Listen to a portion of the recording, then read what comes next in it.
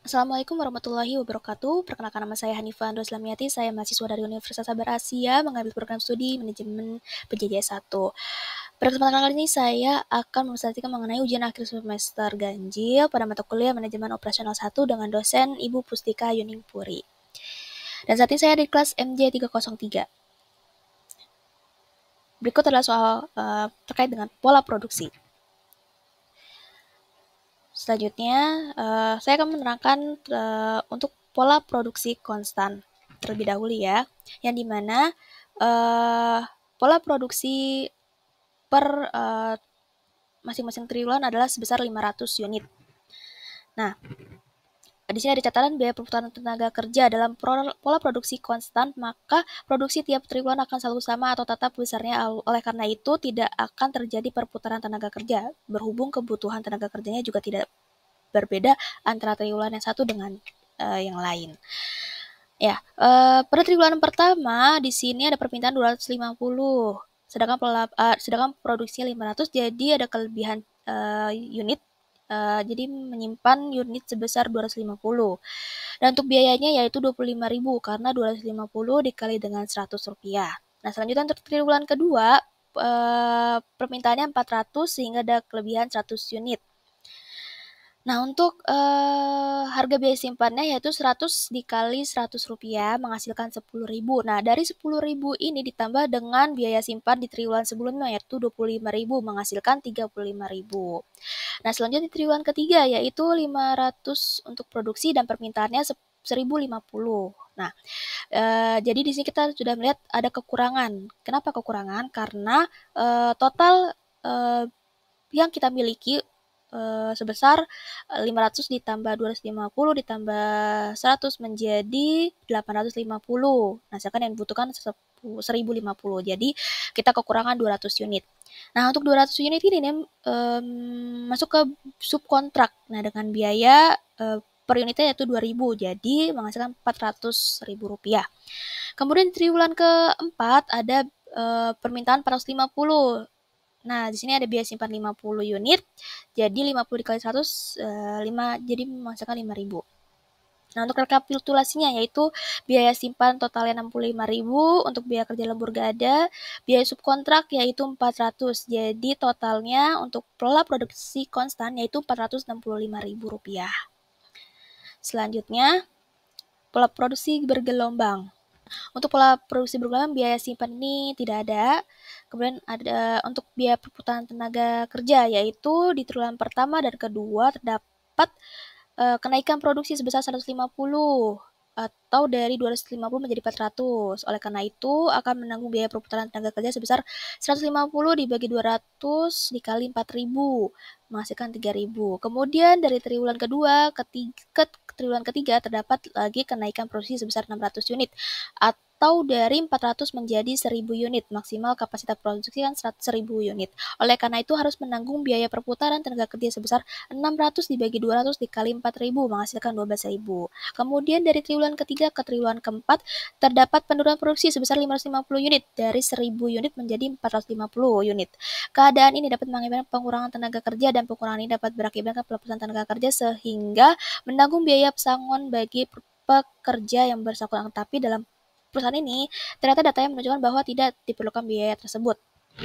Selanjutnya, untuk biaya kerja lembur. Biaya kerja lembur ini akan terjadi pada triwulan ketiga, di mana produksi mencapai 1.000 unit atau 300 unit di atas batas kerja lemburnya, yaitu 700 unit. Oleh karena itu, harus membayar biaya kerja lembur sebesar 300 dikali 1.000, menghasilkan 300.000 rupiah.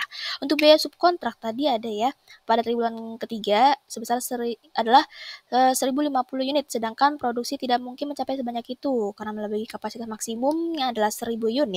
Oleh karena itu, maka terjadi kekurangan 50 unit dan harus ditutup dengan subkontrak yang ditanggung adalah sebesar 50 dikali 2.000 yaitu 100.000. Maka rekapitulasi untuk pola produksi bergelombang adalah biaya perputaran tenaga kerja sebesar 15.000, untuk biaya simpan tidak ada, biaya kerja lembur 300 rupiah dan biaya subkontrak adalah 100.000 rupiah. Jadi totalnya adalah 415.000 rupiah.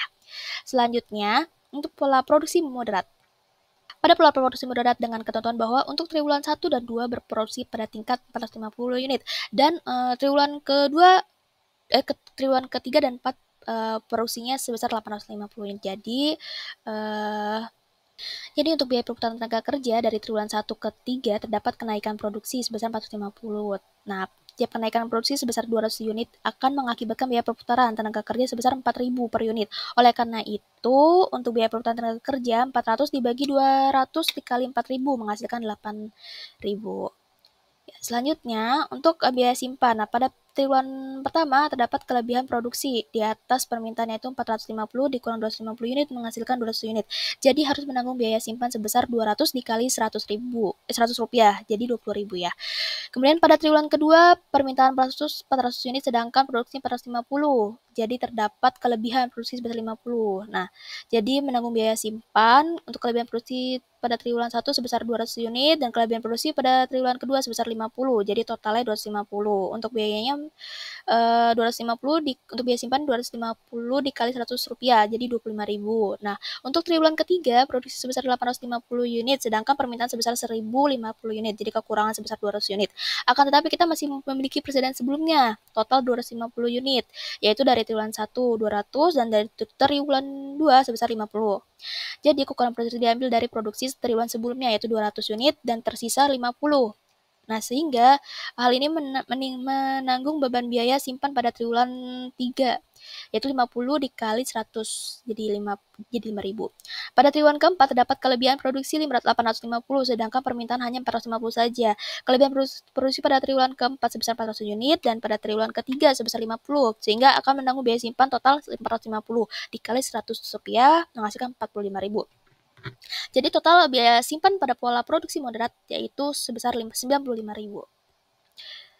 Selanjutnya untuk biaya kerja lembur. Nah, untuk kerja lembur terjadi pada triwulan ketiga dan keempat karena pada saat produksi 850 unit telah melebihi 700 unit. Jadi masing-masing triwulan menanggung biaya kerja lembur untuk kelebihan di atas 700 unit sebesar 150 unit itu sebesar seharga 1.000 per tiap unit. Nah, jadi untuk triwulan ketiga biaya kerja lemburnya 150 dikali 1.000 menghasilkan 150, kemudian triwulan juga 150. Jadi total biaya kerja lembur sebesar 300.000 rupiah.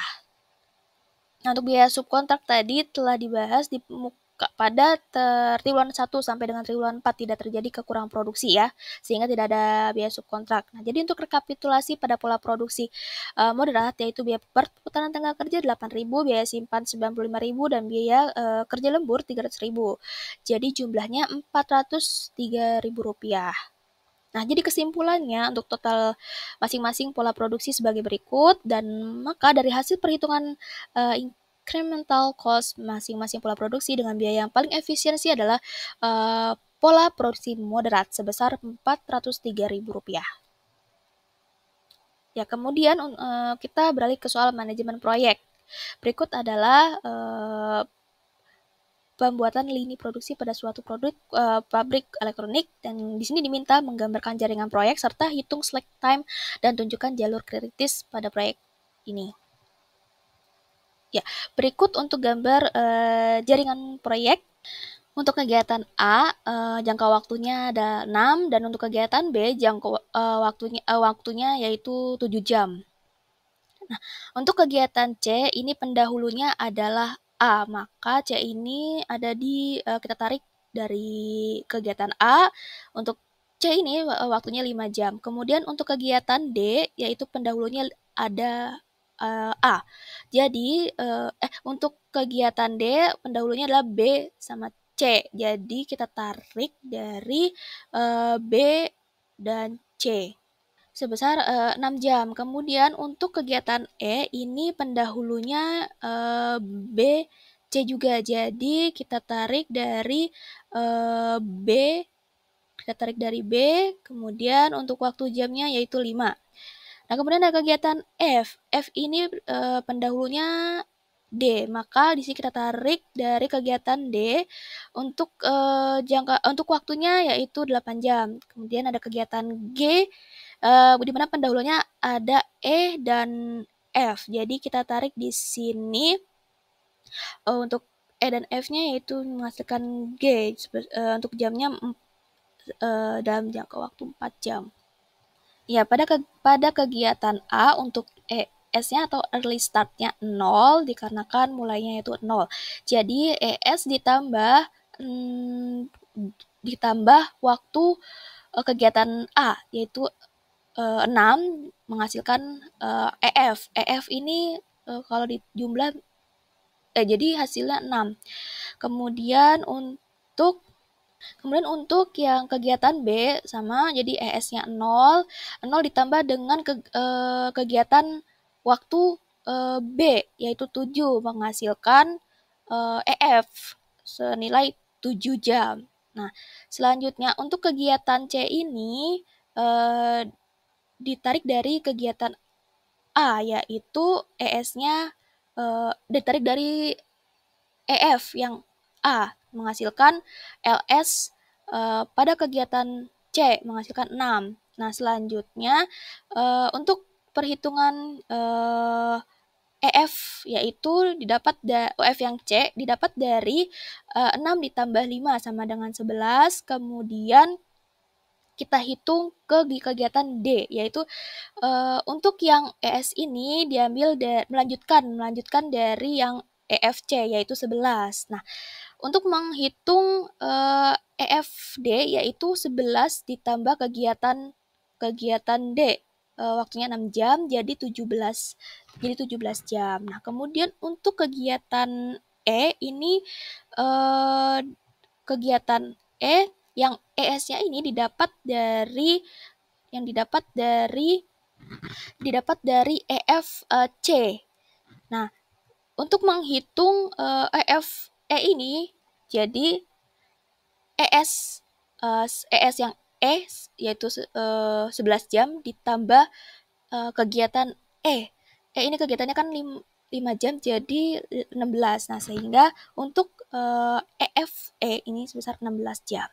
Kemudian untuk yang selanjutnya kegiatan F. Nah, dari menghitung ES ini dapat dari EF kegiatan D. Jadi untuk menghitung yang kegiatan F yang EF early finish, yaitu 17 ditambah waktu kegiatan F 8, jadi 25 jam. Nah, selanjutnya kita menghitung kegiatan G, yaitu untuk yang ES. Nah, ES ini diambil dari EF kegiatan F, jadi menghasilkan 25 jam.